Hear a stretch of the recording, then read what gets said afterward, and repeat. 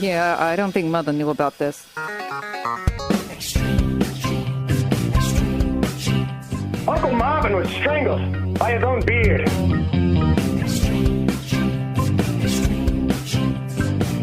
Yep, you never saw it coming.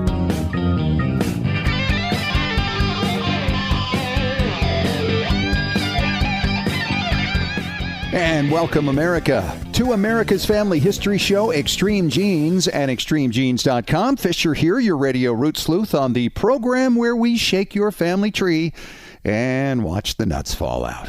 Oh, we've got guests for you today. We're going to be talking to Catherine Thorne today. She is with our sponsors over at Legacy Tree Genealogist. She's a specialist in Ashkenazi Jewish research and Russian Jewish ancestry. You know, if you have Russian Jewish ancestry, you might be surprised to find out that you may not actually be Russian. She will explain coming up here in about 10 minutes. Then later in the show, we're going to talk to author Anne Hansen. She has put together what she calls creative nonfiction. Basically, it is the story of her search for her grandparents and their bizarre secrets, and how she put this story together, kind of filling in between the facts that she has with some of her creativity. And we'll talk about how you might be able to do the same thing as you write your family's story. Hey, it's time we check in with Boston. David Allen Lambert is standing by. He's the chief genealogist of the New England Historic Genealogical Society and AmericanAncestors.org. David, welcome back. Good to have you. What do you got for us today? Well, you know, I was in Washington, D.C. recently, and it's a lot of fun discovering ancestors of the participants. But during my lunch hour, I worked on one of mine. My third great-grandfather, who was in the War of 1812, was an artificer with the United States Light Artillery. I just happened to ask one of the archivists at the National Archives whether or not the muster rolls from the U.S. Army military list from 1798 to 1914, did they still survive? And he says, yes, but they're pretty fragile. You can't look at them. But here's a finding guide. Well, the condition of the muster roll for my ancestors unit listed in as being silked. And silk is similar to being laminated, but they're more sturdy. So I said, is there any chance I can look at these? They rolled out a cart an hour later, and I was handling the original muster roll with my ancestor and all of the people he served with. Now, it's almost impossible to use the U.S. Army list to try to pull it by your unit because you can't search on the unit. You can only search on the person. So now I have a full list. I put it into Excel. I have 102 of these guys from Captain Stribling's company. I've put in their heights and ages and birthplaces from the Ancestry database, and I've used the muster roll to put in when they were sick or in the hospital or killed. But I now know another battle my ancestors unit was at, which is the Battle of Sackett's Harbor, really a major battle in New York during the War of 1812. Right. And he was at the Battle of Plattsburgh. The same week I get back, I get the War of 1812 magazine. Then they tell me in September they're having their managers meeting in Plattsburgh, New York in September. Guess who I think I'm going to be visiting? That's pretty fun. Well, that actually ties a little bit into the first story I want to share with our listeners, and this comes from Smithsonian Magazine. A Virginian artist who was before photography, when silhouettes were the popular medium for the ancestors, he went out and copied all of the ones he made between 1803 and 1812 as a duplicate and put it into a book. This book has arsenic, so they had to wear special equipment fish to go through when they digitized this book. And now there's over 1,000 images that you can search on the database. And the artist's name was William Batch, B-A-C-H-E. It's pretty amazing. And they've used Ancestry.com to research who the people are and basic biographical information. So who knows? Maybe one of these people is your ancestor. Folks, take a peek. Well, you know, let's go back a little further. And of course, we all know from 23andMe how much Neanderthal you have in your family tree.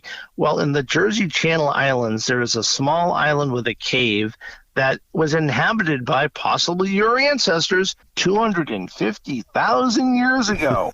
I want to let you know that what is lost is now found again, and the 16,000 plus stone tools, animal bones, and sediment samples that have been taken may be related to you. Yeah, your Neanderthal ancestors. Amazing. Exactly. Well, I love the stories about the mammoths and the way they want to bring them back with the DNA. And I nearly fell off my chair, Fish, when I read this. A giant meatball made from extinct mammoth DNA. No, don't worry, they didn't find a frozen mammoth and make a meatball out of them. They've used African elephant DNA, sheep cells inserted into a singular mammoth gene called a myoglobin, and they've created this meatball that looks the size of a bowling ball. And it smells strangely like crocodile. And they say it's currently not for consumption. But, just like any meat, if you leave it out on the counter for a long time, probably not good to eat. So tell me then, if it's not consumable, why did they make it? Just because they can. This was presented at the Nemo Science Museum over in the Netherlands. A lot of people like to research their ancestors, and that does include our president, Joe Biden, who is currently over in Ireland researching 10 of his 16 great-great-grandparents who left Ireland during the Great Potato Famine in the middle 19th century. So even the president is hooked on genealogy. Sweet, but I imagine he's not doing his own research. If I'm to guess, I'm thinking they will present him with all the information that he was looking for. I think he is touring cellar holes and walking in churches, probably with a tour guide. Going across the Irish Sea over to England, somebody was renovating their kitchen recently. And, when you renovate your kitchen, sometimes you find old layers of wallpaper or maybe an old newspaper for filling. Yeah, how about 17th century artwork that's painted on the wall? These are murals that were painted in the 1660s. That's quite a nice surprise. I wouldn't ask for a new fresh coat of paint, would you? No, I think that goes right to the museum, or maybe I'd want to sell it. But these pictures are remarkable because they're like 9 feet across. It's unbelievable. Well, don't forget, American Ancestors may be closed for visitors in person, but we're still open. And if you want to take advantage of being an American Ancestors member, go to AmericanAncestors.org. And don't forget, you can use the coupon code EXTREME and save $20 on your membership at any time. All right, David. Thank you very much. We'll talk to you at the back end of the show for Ask Us Anything. And coming up next, you're going to learn a lot about Russian Jewish ancestry and Ashkenazi Jewish ancestry from our next guest, Catherine Thorne from Legacy Tree Genealogist, when we return in 3 minutes on Extreme Genes, America's Family History Show.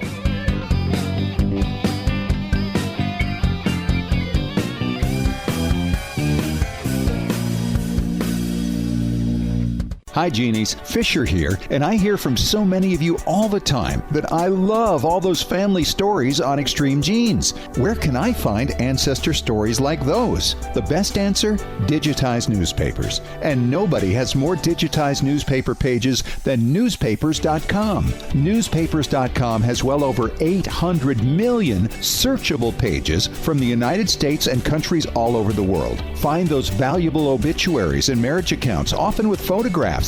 Read your ancestors' funny stories, sad stories, and sometimes shocking stories. It was from newspapers.com that I learned about how my grandfather rescued a boy from a flooded lake during World War II.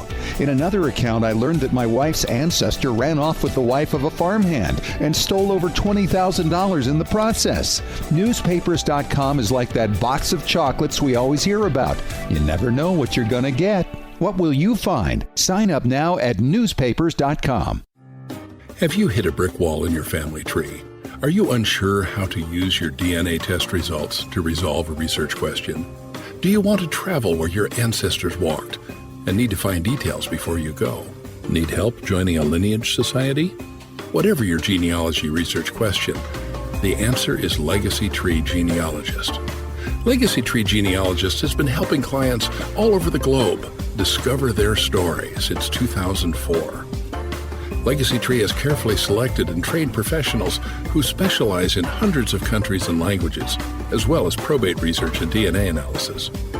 And when you need experts on the ground in the countries where your ancestors came from, Legacy Tree Genealogists calls upon its global network of on-site researchers who know the local language and how to get their hands on the records you need. Request your free quote today at legacytree.com.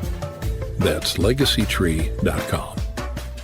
Hey Genies, as we've dug into our family history explorations over the past year, our community at Genealogy and Family History Breakthrough Strategies has taken off.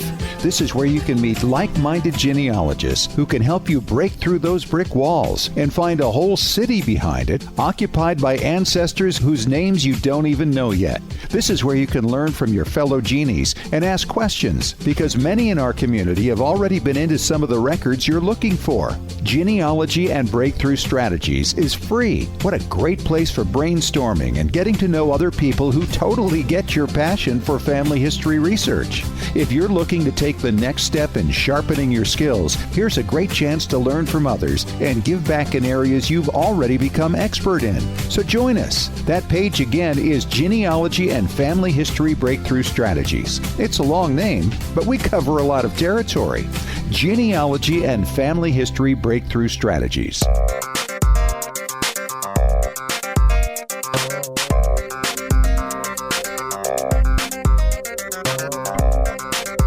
Hey, welcome back, Genies. It's Extreme Genes, America's Family History Show. Fish here, along with Catherine Thorne. She's an expert researcher over at our friends and sponsors at Legacy Tree Genealogist. She's a specialist in Ashkenazi Jewish research from the Russian Empire. And Catherine, welcome to Extreme Genes. Great to have you. Lovely to be here. We've just gone through Passover, of course, a great Jewish holiday throughout April. What else do we have coming up here? Because I know it's a busy time of year for Jewish celebrations. It is. Next up is going to be in late May, we have Shavuot. Which celebrates what? That is the holidays celebrating the receivage of the Torah to the Jewish people. Interesting. Well, you've been researching now for many years. Well, we talk about Russian Jewish research, but that doesn't necessarily mean Russia, does it? No. So there's a pretty big misconception. I have a lot of clients that come and say, well, my ancestors are from Russia. And while technically that was part of the Russian Empire, that area that most Jewish ancestors come from is actually Ukraine, Moldova, Belarus, Lithuania, and Poland now. Wow. But prior to World War II, these were all parts of the USSR. And then before that, before World War I, part of the Russian Empire. Wow. So you really have to kind of know a lot of stuff because every area is different as far as research goes. How do you, first of all, help people separate out which country their people were from? I mean, if they think they're from Russia, which technically, as you say, is correct, how do you help them kind of identify exactly where they were from, particularly if they didn't know what village they were from or what little specific area? There are a couple of ways. So the first way is more the traditional way that a lot of people work with immigrant ancestors. So finding their passenger lists and their naturalization paperwork and determining from those what area that we're actually looking at in Russia. And there will be clues as far as, in some cases, there were locations that were once part of Austria that became part of Russia or the USSR after World War I. And so that can help you narrow down to a location, or even just they'll list a specific gubernia, which is a province in the Russian Empire, that will point you to a location within those other countries that were once part of Russia. Wow, it just sounds so complicated to many of us who've never had to deal with so many border changes. I mean, even within the United States, you have counties that change borders and the like. But when you have countries that are changing names and locations and what their borders are at which times, and fairly rapidly too, right? I mean, it often happens quickly. You really have to know what time and place exactly and try to narrow it down. How do you deal with researching over there? Is there a lot of material online? There is. It is dependent upon the country itself. Okay. So depending on the country, there is either a lot of material online. I will say for Ukraine, there is a lot of Jewish material online that can either be accessed through the Family History Library, or there is a citizen archivist, Alex Krakowski. He has an online archive where he's personally gone to the archives and scanned images of the books. Lithuania has an online system, as does Latvia and Poland. The one that's really hard is, of course, Belarus. They have no digital archives, and there are very few copies of the records anywhere online. So how do you deal with that when you come across somebody who has ancestry from Belarus? Well, the first thing we would do is first of all, ensure that there are no records online. And then we would go to work with an on-site researcher. So someone who lives in Belarus that has access to the archives that we can work with to say, okay, we want to look at this set of records. What is available there? Another option, while more time consuming and requiring a little bit more information from your part, is to work with the archives directly. So sending them individual requests for individual records. They won't complete genealogical research, but if you know you have an ancestor born in a certain town on a certain day, you can send a request in either Russian or Belarusian to the Belarusian archives, and they will search for the record for you. Well, of course, over here, depending on when you were born, there's certain privacy laws, right? How far back does somebody have to have been born for them to say, oh, yeah, here's the record of the birth? In the former Russian Empire countries, typically that mark is 1918. So that's the date of the Russian Revolution. And so all records prior to 1918 are typically publicly available, and all records after 1918 are not. Interesting. Okay. Well, I'm thinking about the waves of immigrants that came over. I mean, in the 1840s and 50s, it was the Irish. And then later on in the 19th century, we had the Italians come over. The Russians and the Jews, or the Russian Jews also, and the Ashkenazi Jews from all over the place, they started coming in the 80s, right? The 1880s? Yes. So the largest wave of Jewish immigration to America began in the 1880s, from 1880 to 1924. Roughly 2 million Eastern European Jews arrived in America. Wow. So a massive amount of people coming primarily into those Eastern Seaboard immigration ports. Yeah. Yeah. And so did you see a lot of name changes as a result of people coming over here trying to Americanize their names? Is that a real challenge for you?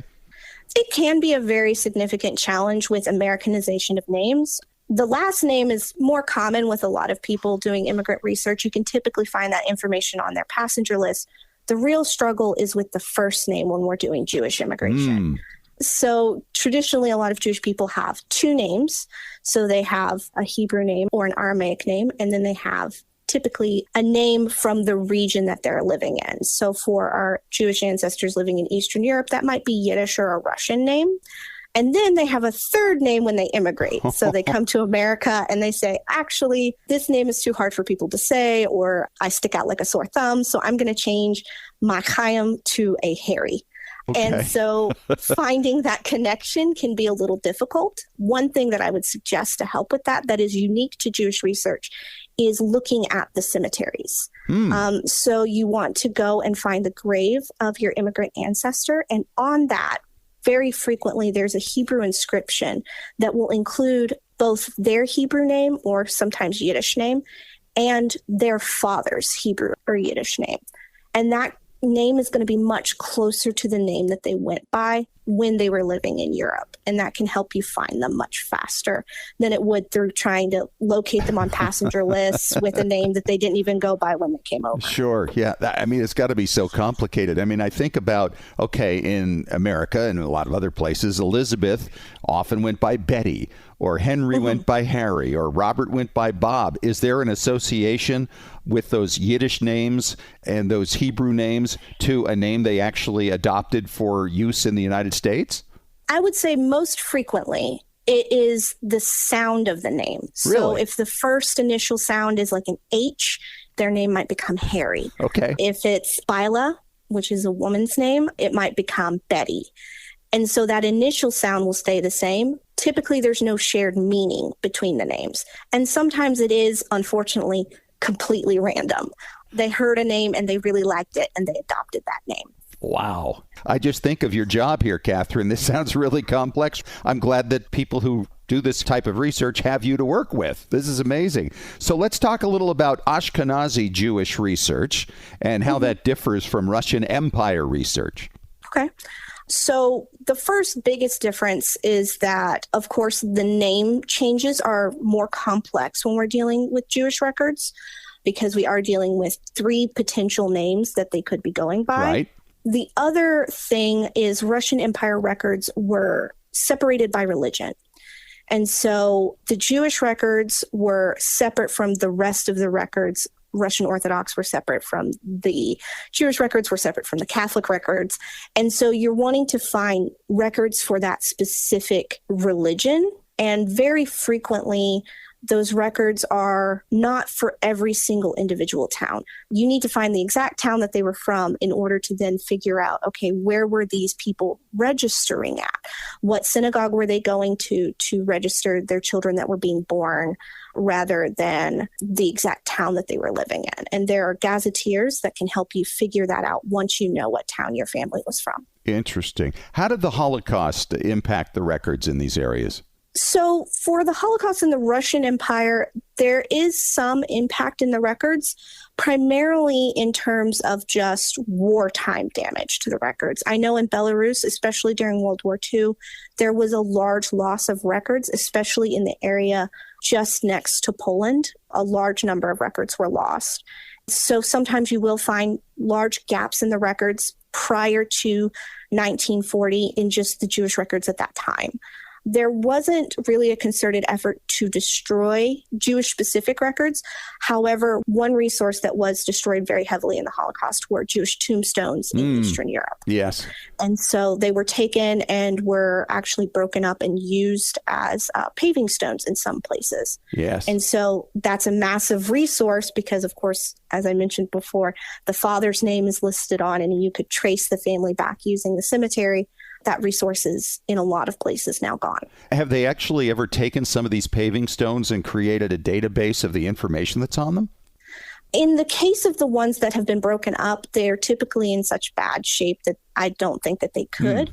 As far as the cemeteries that are still standing, there are plenty of databases that have records related to what is located inside of the cemeteries. Wow. You've got a lot of knowledge here, Catherine, to share with your clients. Thank you so much for talking to us about it. I find it always really interesting to find out about different types of research and different groups of people and how they came over here and how we figure out who they are and what happened to them.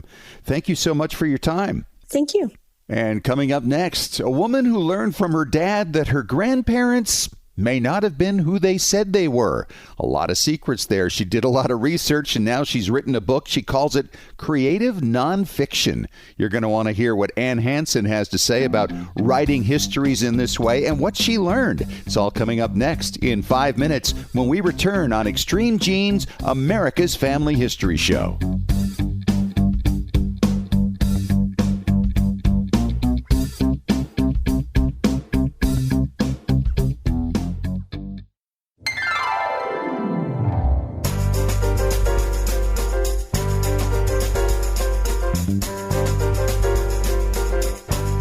All right, back on the job at Extreme Genes, America's Family History Show, and extremegenes.com. It is Fisher here with another fascinating guest. She is an author. It's her first book.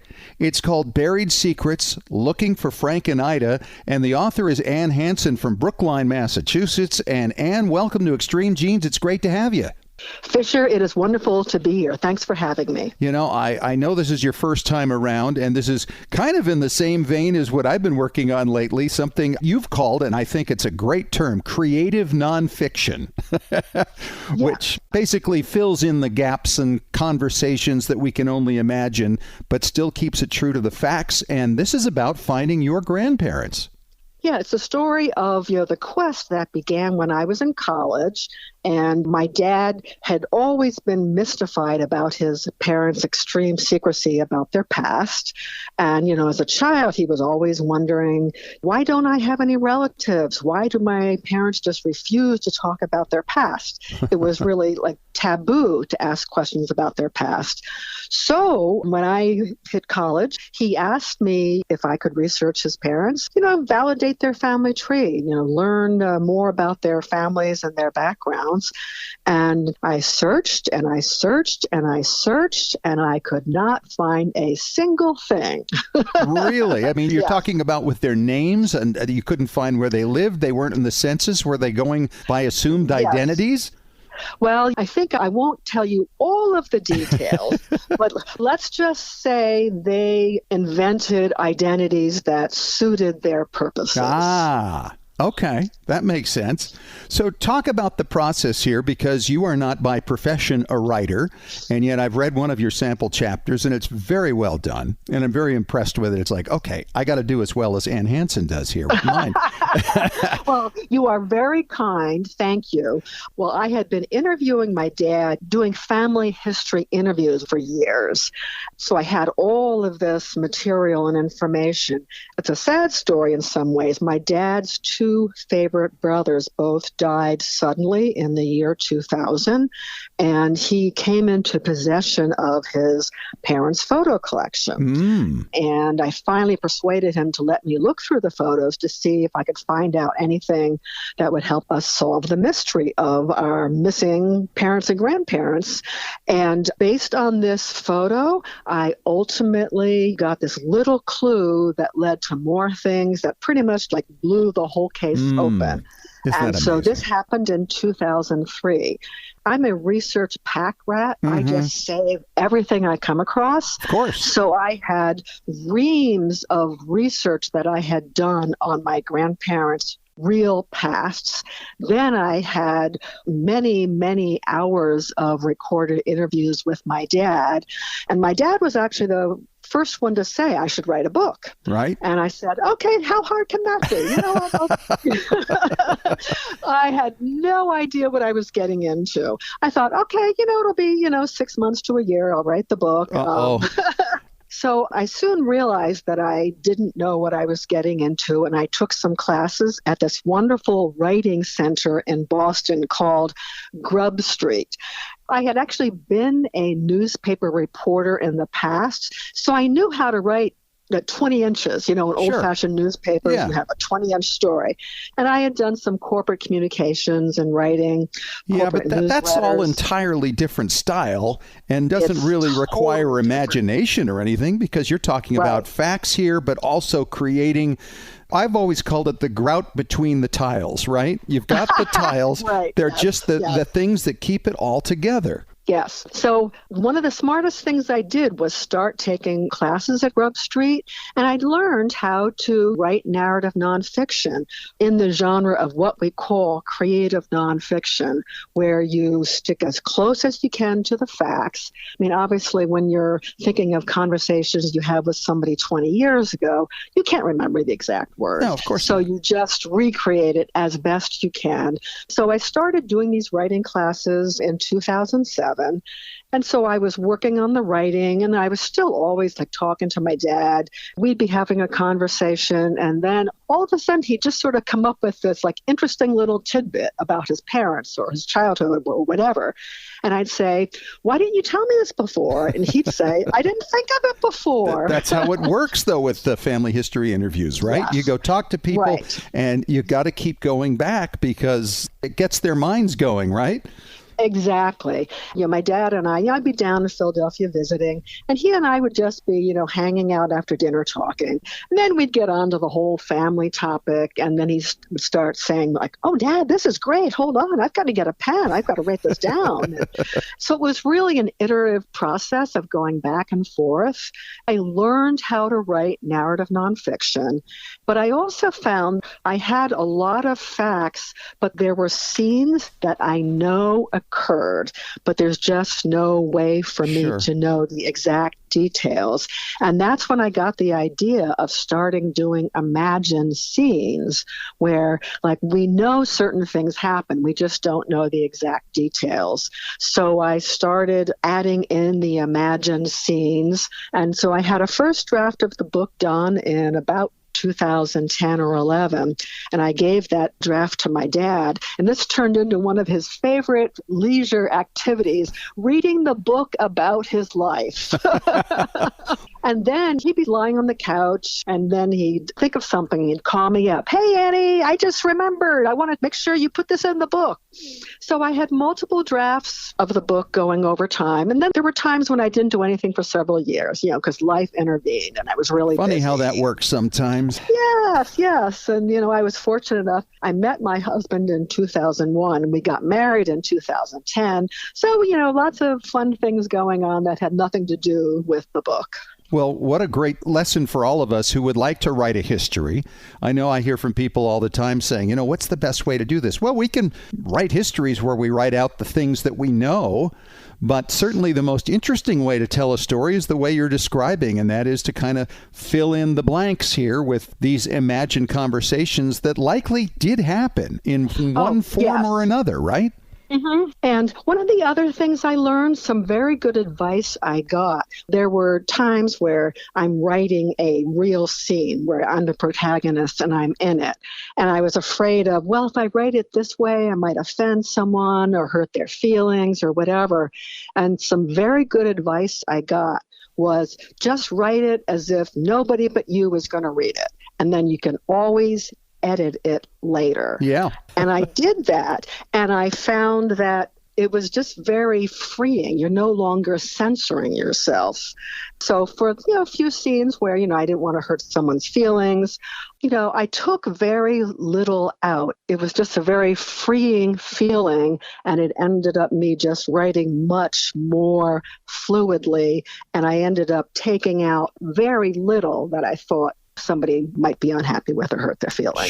Sure. Well, and that's partly because of the fact that you're talking about fairly recent times, and there are people still living who remember these individuals and who love them and had some connections with them. And that's part of the problem we have in writing regular histories, yet alone a creative nonfiction like you're talking about. Yes, especially when you're writing about living people.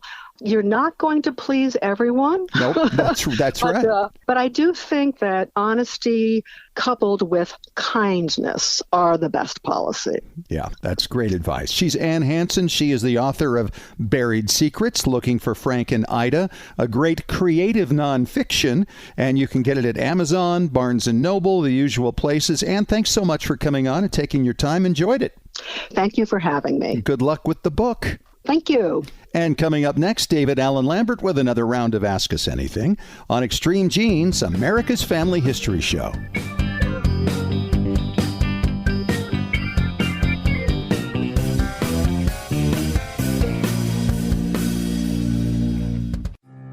Have you hit a brick wall in your family tree?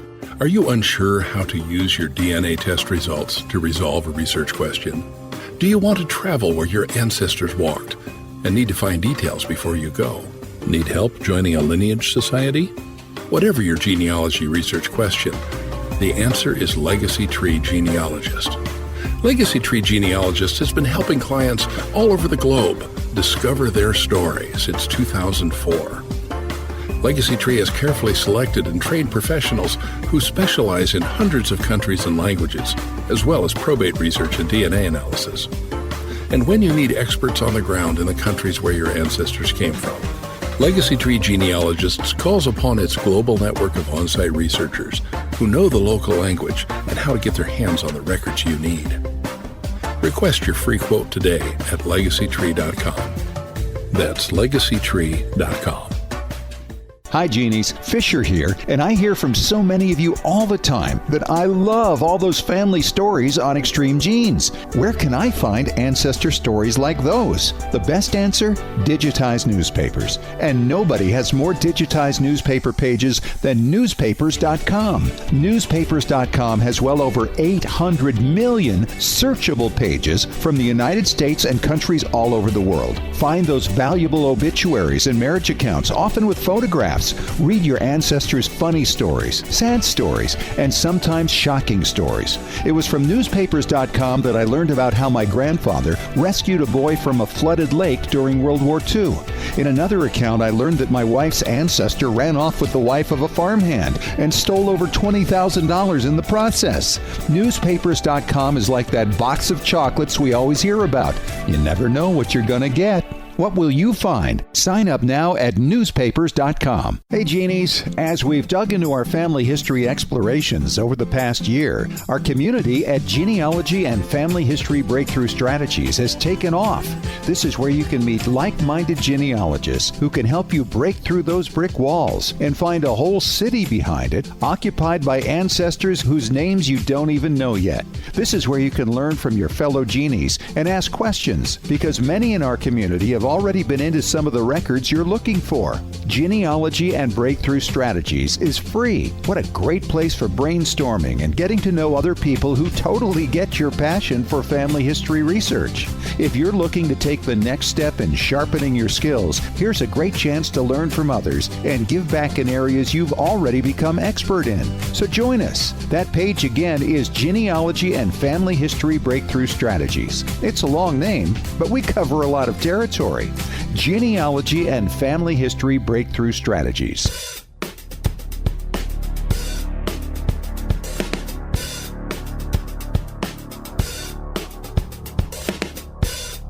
All right, it is time once again for Ask Us Anything on Extreme Genes, America's Family History Show. David Allen Lambert is back from NEHGS. And David, our first question is from Rudy in San Francisco. And Rudy says, gents, I feel very distinguished. I do too. In the 1840s, my ancestors were farmers in New Hampshire. However, I heard they were factory workers in Lowell, Massachusetts about a decade later. How can I confirm this and maybe learn why they made such a huge change? Rudy.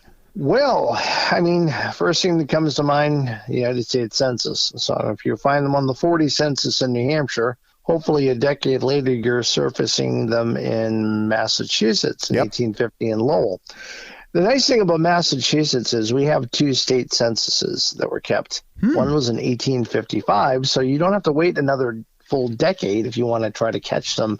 And say if they showed up in 1851, 52 range, so the 55 might catch them there as well. Yep. The other thing, city directories. Lowell was a thriving industrial city during the Industrial Revolution. The factories were popping up everywhere, and it doesn't surprise me that a farmer may move his family for more money and more opportunity to a city. My family did similar moves from northern New England into the factories of Massachusetts in the 19th century. And I'm sure in your own ancestry, Fish, you've probably seen people that have changed occupations multiple times. Oh, and they did, because we had things, for instance, there was the Panic of 1837.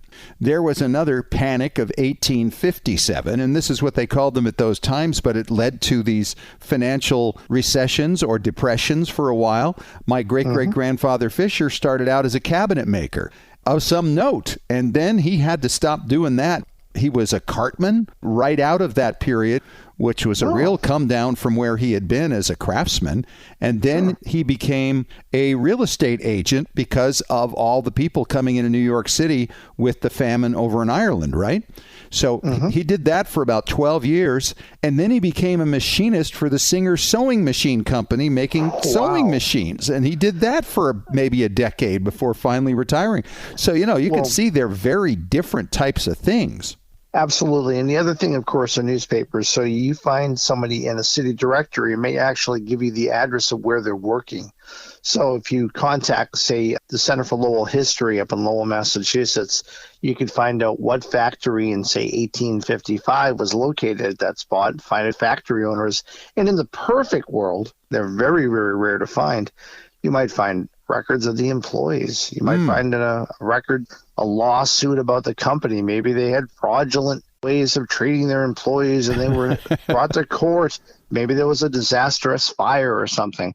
Or, better yet, find out what the address would be now and drive your family there. And hopefully you're not in the middle of like a parking lot for Walmart. I mean, this is great ways of investigating a story in your family history by proving it with records that you can find online with sites like Ancestry.com or American Ancestors, and then connecting it and going there. I mean, that's a lot of fun. There's no more fun than going someplace and finding the exact spot. Although I'll say on one of my wife's lines, we found out we were in a parking lot and her ancestor is buried under the parking lot because they hadn't removed all the bodies when they built this thing. Very few of them got moved out. So when you park, you might be actually right on top of him. It's like kind of a frightening thing.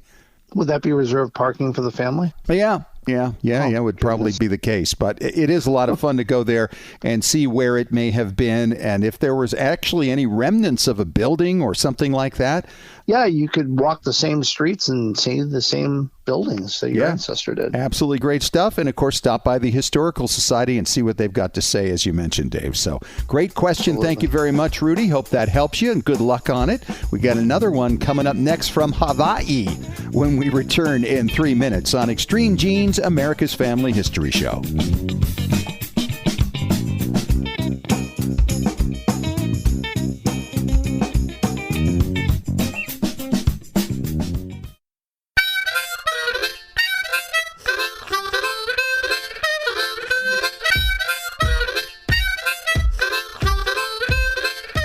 All right, here we go. Our final question this week on Ask Us Anything as we return on Extreme Genes, America's Family History Show. And David, this question comes from John. He says, Fisher and David, aloha from Honolulu. Oh, aloha. Yes. I recently found a newspaper ad of an ancestor in a scrapbook of my great-grandmother. It's for a floral shop of her father. It has no date or clue to which paper it was in or specifically where it was from. Any idea how I can solve this mystery? Great question, John. And the best way to go about it is to actually Google specific phrases from within that ad and see if something comes up. And then I would say, if you don't find anything that way, go to newspapers.com and try it the same way. If you have any idea at all, even the state that it was in, you might be able to narrow it down if the phrases are particularly common. But often that can bring something up. I had somebody actually show me a story they had once about Pablo Picasso, talking about how he would paint these really weird paintings and people would buy them thinking there was some deep meaning to it and how it was just foolishness. And she wanted to know what it's from. I said, I think I might be able to figure that out. So I actually took some of the lines from the newspaper story and put it into the search engine with quotes around it from newspapers.com, and it brought it up. Told me it was from August of 1965, I think it was, something like that. And then I was able to actually get a nice, cleaner image of it, and it's digitized. So you can find maybe even more ads as a result of that once you narrow down exactly the location of where that came from. And I think ads are fascinating, Dave, don't you? Because they reflect the personality of the person who places it. It's true. In fact, it's when we were talking about my third great-grandfather in the War of 1812, about 15 years before, he ran a store. And the store's still there. In fact, they rededicated it last year. I was part of that. But the ads for the items that they sold was almost as good as having an account book. Yeah. Because I got to see the items he was selling, so I know where he was buying stuff from. I mean, some of it was timber from up north. I mean, it's a great insight, and it brings a person's location where they work alive if you can get details from advertisements. Yep. Yeah, absolutely. Here's one I found from the brother of my third great-grandmother in New York City. He was a confectioner there and really quite well known. And I found this ad from 1838, and this had to have been like a 3-page poem or something that these people wrote. It's incredible. He says, "Come all ye who have most desire to live, and like the good things that this world can give, pray stop one moment with John Pease and Son, and in Division Street, where 44 and 1 burst on the sight, behold, not ask for more, the rich confections that he has in store." And this goes on and talks about sponge cakes and Lafayette's and pound cakes and jellies and raisins and fancies and citrons and plums. It's like, how many weeks did it take them to write this poem before they published it in 1838? But it's really fun. How did they write it with not going to run and get some food? I mean, it's made me hungry. What a sweet story. No pun intended. Yeah, that's true. Then we have candy, which we just have made as beautiful as can be, called the braid. And then we have Iceland moss as clear as ladies' kisses, which we hold most dear. And then our pastry that will fill your eye of oyster, cranberry, custard, pumpkin pie. I mean, it just goes on forever. It's really fun stuff. So good luck with that, John. That might be the best way to figure out where that ad came from, and then see what rabbit hole you can follow it down to and get a lot more information. David, thanks so much. We'll talk to you again next week. All right. Sounds good, my friend. Until later. All right. That's our show for this week. Thanks once again to our guest, Catherine Thorne from Legacy Tree Genealogists, our sponsors, talking about Russian Jewish ancestry and Ashkenazi Jewish ancestry, and to author Anne Hansen, talking about creative nonfiction, how she actually wrote the story of the mysterious grandparents she knew virtually nothing about. If you missed any of it, of course, catch the podcast. We're on Apple Media, TuneIn Radio, Spotify, ExtremeGenes.com, and iHeartRadio. Talk to you again next week. Thanks for joining us. And remember, as far as everyone knows, we're a nice, normal family.